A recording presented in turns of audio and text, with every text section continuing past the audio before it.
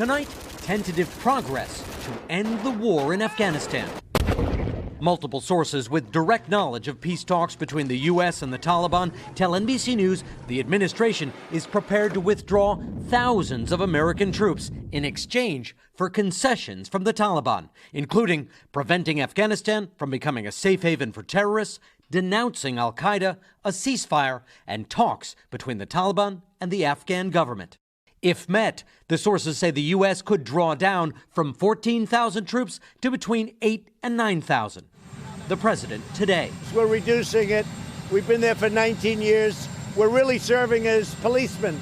We could win Afghanistan in 2 days or 3 days or 4 days if we wanted, but I'm not looking to kill 10 million people. But there are many skeptics who worry the Taliban can't be trusted, that President Trump is pushing for a deal for a political win, and that leaving too quickly could lead to state collapse, like when President Obama pulled out of Iraq.